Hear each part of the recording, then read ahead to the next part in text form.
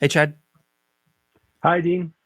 Chad, tell folks a little bit about you, and then I want to drop you into a hypothetical. Yeah, sure. Uh, Delighted to meet everybody. Grateful to be a guest on the podcast. Love the show and what you've been doing with it. So for me, I've been 20-year head of marketing in full-time roles, and then about 3 years ago, I started my own fractional CMO firm called CMO Zen. And so for the past 3 years, I've been working fractionally and also helping a small team of fractional CMOs just make our dent in the universe in the fractional business. Yeah. Okay, so here's my first hypothetical. If you're like me, I'm not a fractional CMO, but if you're like me, we're in adjacent fields. Most of your clients are virtual, or most of your meetings are virtual these days. But in this case, we're going to map out sort of a long day for each of you guys. And the day starts with a brand new client. This is day one for them. They're only 5 minutes from your house. So you're actually going to be there at 8:30, 9 o'clock on a Monday morning. And you're going to walk in and start the day, start the whole project. When you're walking in, what's the dream scenario you're walking into? And what's the nightmare scenario you're walking into? Yeah. Okay. So I think I think I can cover dream and nightmare in one kind of essence, which is that all clients, regardless of size, I've yet to run into an exception to this, have more marketing needs than they have marketing budget. Right. And so a client who is really, and the thing is that the smaller they are, the more pressure there is for Yeah. every dollar. So what that can mean is, if we're running experiments, well, by the nature of experiments, some of them don't work, and that's so painful for these young companies. So the attitude that they have towards the budget, if they're agonizing and every time they talk to me, there's like an overtone about budget. That's a sign to me that I've engaged with somebody who's really too early for me. It's not a match yet. Right. They're not fully kind of emotionally bought into the commitment of, hey, we really need to juice up the marketing function.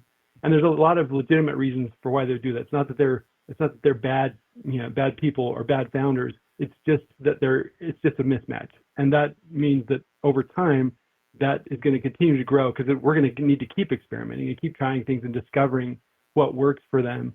And if they don't have the appetite or the patience to discover that, what ends up happening is, 2 years from now, I'll go back and talk to them, and they'll tell me about the 6 CMOs that they've hired and fired in the meantime because they didn't have the right kind of perspective on the budget to keep their foot on the gas. And the flip side is the dream scenario is a client that understands that. Like the tough news for them is that the diet and exercise for losing weight in marketing is consistent execution over time. It's not sexy, Right. but it's the thing that works all the time. And so the clients that are like, hey, we know we have to make a certain commitment here, and they understand the value of consistency. Those are the dream clients. All right. Cool. And Kristofer, hi. Hello, Jardine. Tell folks a little bit about you, and then what's your nightmare and dream scenario that you've been walking into these days? Sure. So my name is Chris Lenz. I founded Kairos Marketing Lab earlier this year. I'm a 20-year marketing and growth strategy veteran. Started as a lowly junior copywriter, then creative director, then head of growth, and then eventually CMO. And I launched my firm as an all-service marketing consulting firm with a focus on AI tools and how to incorporate them into marketing tech stacks, and with a focus on really driving early stage and startup companies, giving them a big advantage as they get started. Right. What's the dream scenario you're going to walk into, or the Well, nightmare? dream scenario is you walk into the office, fireworks go off, there's a confetti cannon, everyone just stands up and gives you a round of applause. They actually know You your know, name. yeah, they actually know your name. Joking, of course, but that's the kind of level of eagerness and enthusiasm. I think one of the things a lot of people don't realize when working as a fractional CMO is when you come into a new engagement, you're probably there because of the number of failures that led to that moment. And Yeah. there's probably a deep-seated, a lot of times, anxiety or mistrust of marketing. They've had agencies come in that overbilled them, didn't deliver. They've had CMOs come in that had big ideas that didn't execute or anything like that. So worst case scenario is you come in and they're immediately suspicious of you, second guessing everything, and not giving you the trust. If you're going to hire someone at that C-suite level, you're hiring their expertise. You need to trust them and agree with that. And then the ideal scenario is a team that's enthusiastic, that can't wait, that is ready to start executing and turning things around. One big thing that I run into a lot is something I call the performance marketing mind virus. And that's this sort of ethos that's been pervasive in recent years. And performance marketing has its place and it has its role, but there's a sense of using marketing as a fix-it-all, turn everything around in 6 weeks. One campaign is going to go viral. It's going to turn everything around. There are some spaces where that works, but in most cases, that's not how it works. You need to build a foundation, you need a strategy, and you need to execute it. And so coming in and a client understands that, is ready for that, for it to be a true year engagement where we can, not necessarily start slowly exactly, but build the foundation and build up to it, then that's ideal. Okay. All right. Still in the customer site. It's still physically there. And you get caught in the hall, and the person who catches you actually worked with you when you and they were at another company, exactly the same setup, fractional CMO setup. And that person says to you, I helped them make the decision to allocate the spend and then hire you specifically. I can't wait for them to have the same aha moment a few months from now that I had at the last company. What's that aha moment? When they finally realize the value prop. Is that question to me? Are we going? Yeah. We'll start with Chris first. Oh, okay. Sorry. That aha moment, as I think, is going to be when the brand really clicks. I think the aha moment is, I guess it's technically not an aha moment, is the slow realization of how every touch point, every communication, every email, everything that's outward facing and internal as well is a brand touch point, and it all can be optimized, it all can be fixed, and it all has an impact. So one of the places I always start is by looking at folks' LinkedIns. People use it for different kinds of things. I think there's a large misunderstanding of its potential as a lead magnet across the board. Almost anyone who you're going to go to business with is going to go take a look at your LinkedIn. And if it's just a bio, and if you're just using it to get a new job, if you already have a job, you're not using it correctly. If you're trying to get a job, yes, that's a good idea. But is optimizing that at every point. And I think people are going to be surprised at, I joke that I'm like a real pain in the butt, that I'm going to go through everything. I'm going to go through your proposals. We're going to go through your the signs hanging on the walls, every single thing. We're going to get it all aligned on that brand architecture and messaging strategy. And I think the aha moment will be a couple of months later when you walk into the office and the Wi-Fi code thing, it's got your newest logo on it with its tagline under it. That the wall looks great. Everything is perfectly aligned, and you're like, oh, that's how it's supposed to be. It's a story that fills every crack and crevice. Exactly. Yeah. And Chad, how about you? What's the aha moment they're going to have a few months in when they actually see the real underlying value? I think there's a short-term aha moment, and then a little, maybe a medium-term aha moment. The short-term moment is that they should feel a lift. They should feel a lift immediately. It's like, where we had a hole, now we have comfort and confidence, and that function is handled in a way that they haven't had before. But I think then what will happen is that as things start working, they'll be focusing on new problems, right? Boom, boom, boom, boom, boom. And 6 months from now, they'll be like, oh, we're working on this big thing. And I said, well, let's take a minute and remember. Do you remember all those problems that you were worried about before that we're not worried about because they're all done? That to me is like the aha moment. It's like, oh, this has actually been great. We're way further ahead than where we were. If we weren't doing this, if we weren't investing in this function, we would be still back there. And I think there's an aha moment attached there. Yeah, that's good. Okay. So we're going to leave the customer site now. They knew ahead of time we had a previous commitment. We got to drive downtown because now you're on stage in front of 250 people. Every one of them came out of corporate yesterday, and today's their first day as a fractional CMO. or fresh baked or right into the fire, depending on how you want to look at it. And so, Chad, we'll stay with you for a second. There's going to be 3 thoughts that I'll give you, and then you finish them and flesh them out, all right, as you're giving this speech to these people. And the first thing you're telling them is, look, as a fractional CMO, just starting out, something you're going to be surprised by is... Yeah, so for first day as a fractional CMO, something that you're going to realize is like you no longer have this pressure from your full-time boss. And you're going to be surprised at just how much of a jerk your new boss is because it's you. And you'll find that you're driven, and so you're going to put pressure on yourself, and it's going to be hard to ask yourself for permission to do things. It's going to be hard to ask yourself for time off. It's going to be hard to do all the things that you decide to work for yourself because you thought they would be naturally part of the job. It's like you've just traded in an old boss for a new boss, and the new boss is actually more driven and rigorous than probably your old one is. And so you have to kind of get comfortable with yourself in a way that you didn't have to in your full-time roles. All right. And Chris, how about you? Like talking to these poor folks, these poor folks, right? And you're just telling them, like, just starting out as a fractional CMO, one thing you're going to be really surprised or shocked by is what? I would say the thing you're going to be most shocked and surprised by is how much of the work is emotional calibration. A lot of times you're getting brought into what is a dumpster fire of a situation from the marketing and growth side, and that there's a fair amount of re-education and retrust that has to be executed perfectly. So you're talking to founders who are feeling things slipping through their fingers, teams that are burned out and because the goals aren't organized and no one knows what the priorities are, and there's pressure to move fast and fix things, but everyone's also afraid to move. And so I think being a calm source of confidence and structure for them is going to be really important, that you don't run around with because everyone else has their heads on fire, that you cannot. You need to be there to be a calming presence. And Chris, here's the next part of the speech you're giving. Okay, just finish this thought as you're talking to this audience. And what you're going to find is many clients just do not understand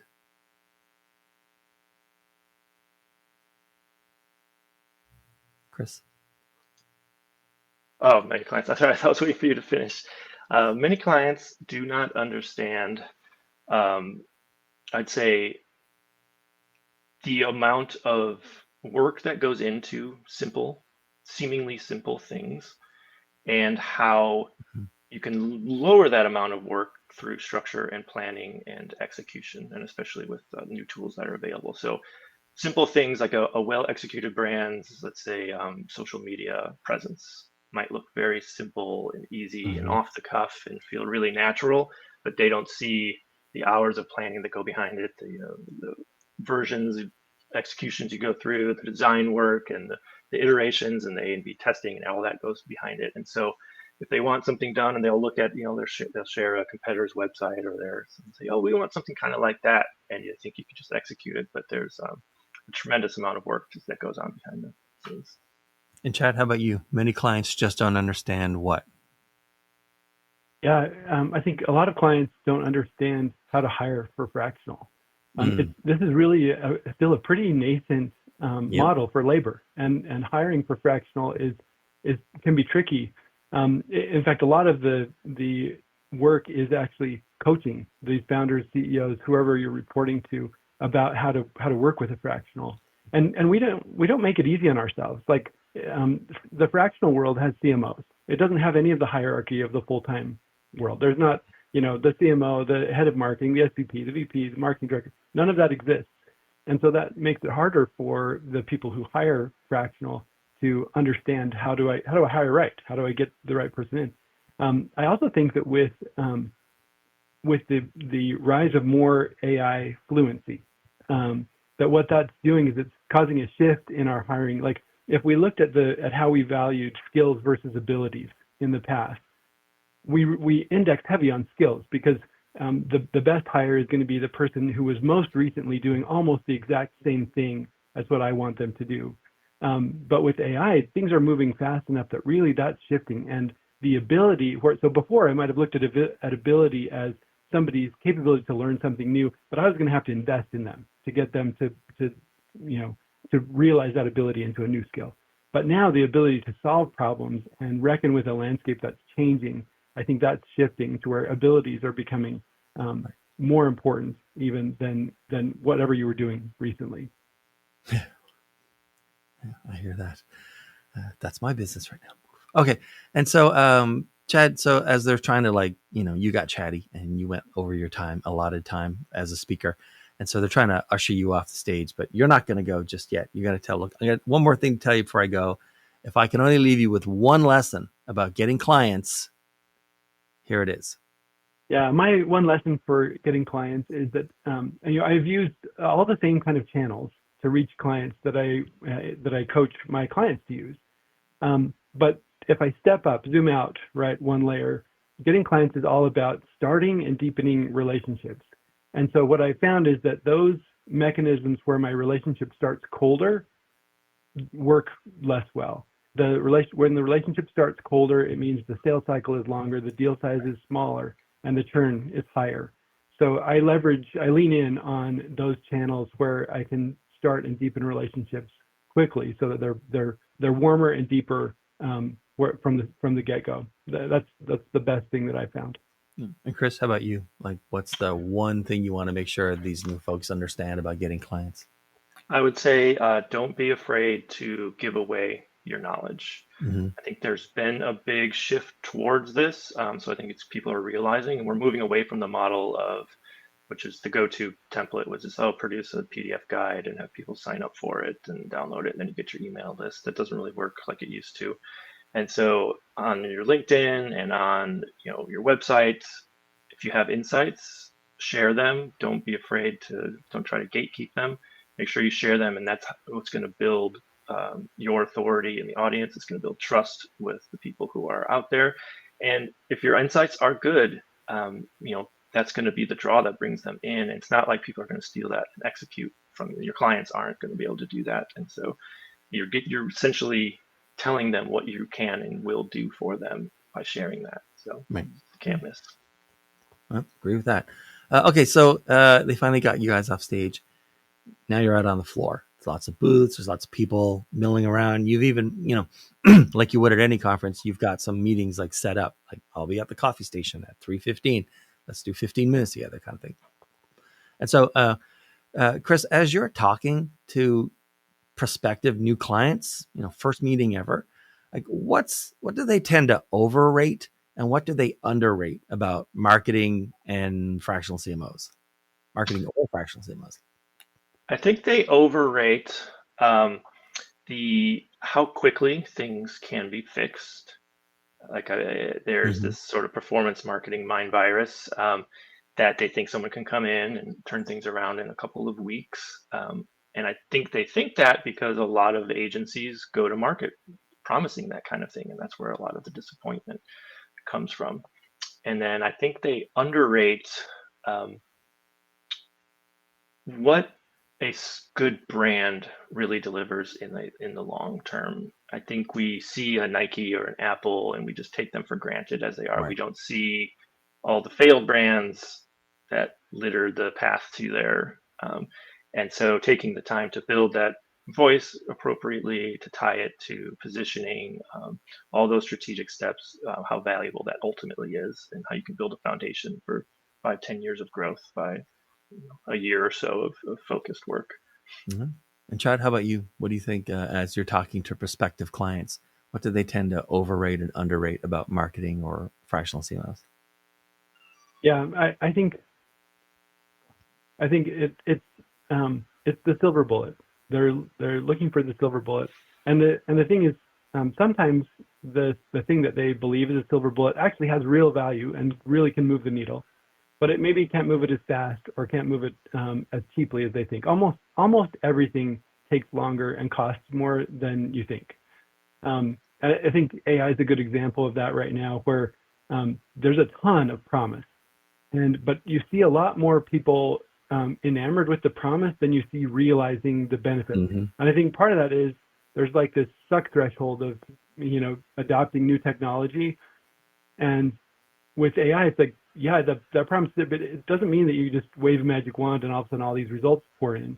it takes a lot of setup and a lot of thought. Like you have to ask it the right things. You have to think through what is the right thing to ask it. I think that's really a place where the experience of somebody who's been doing this manually for a lot of years can really translate into high value for the world we're moving into.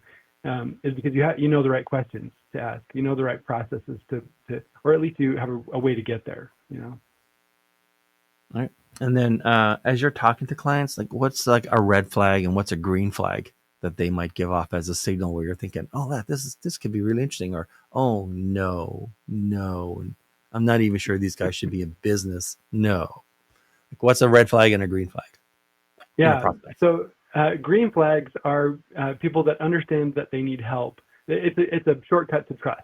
Mm-hmm. So like, look, I need help. And if I talk to them and tell them, here's some ways that I've seen that work in the past, it becomes an easy way. That's an easy relationship to start building trust because like, oh, this guy's seen what I'm going through and has some ideas about it.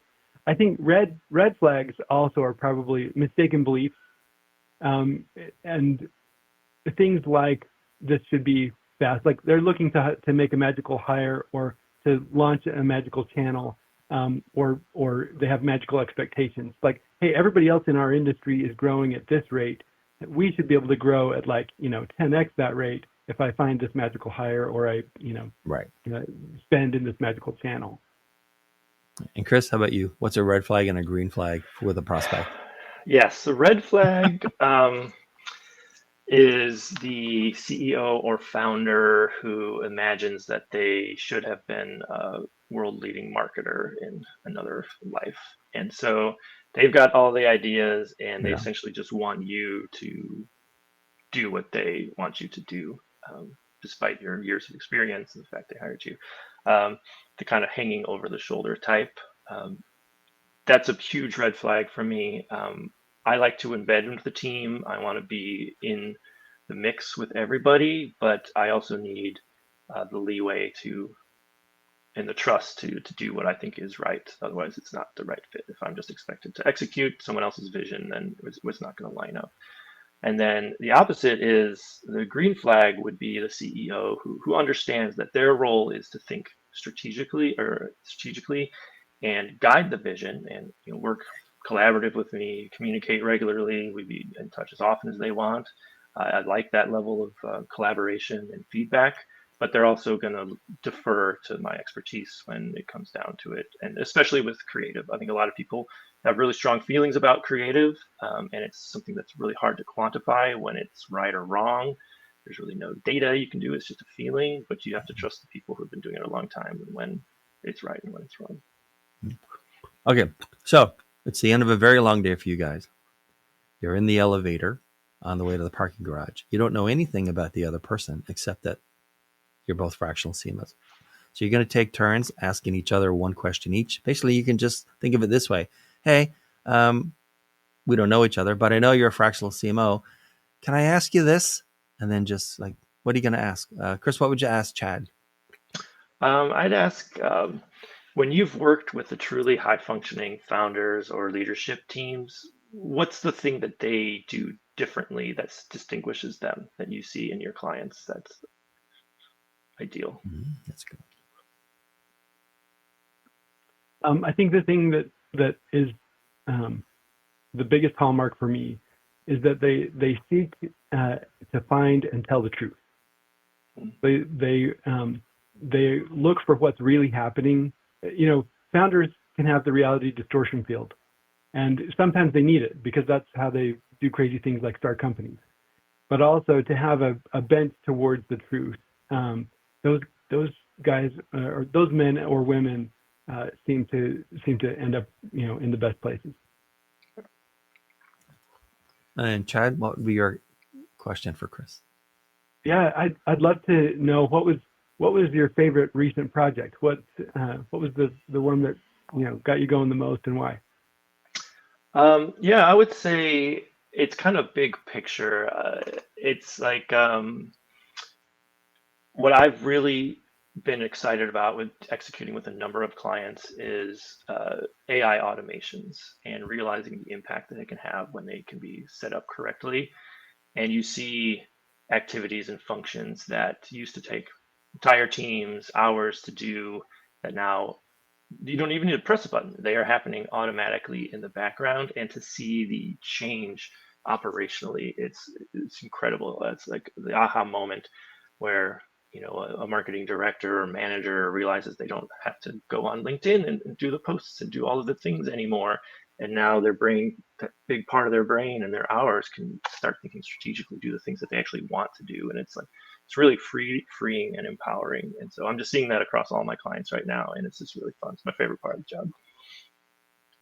All right, Chris, this has been great, by the way, for both of you. Thanks very much. I really appreciate it. Chris, who should be reaching out to you? Who, like, kind of generally, specifically, should be reaching out to you these days? And what's the preferred way to do it? Yeah, so I love working with startups, emerging growth companies, smaller teams that are agile, ready to experiment, and ready to really make a splash.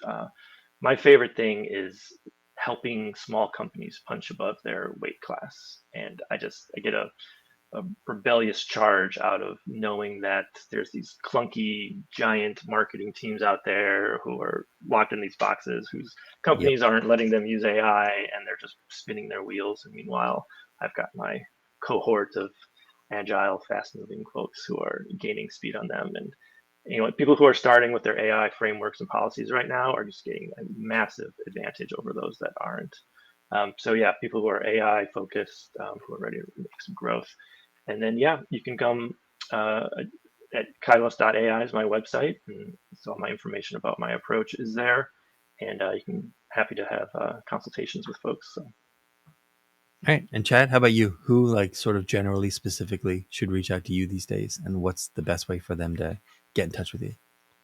Yeah, so typically we're working with companies that are north of $1 million or $2 million in revenue, so they've got a little bit of traction going.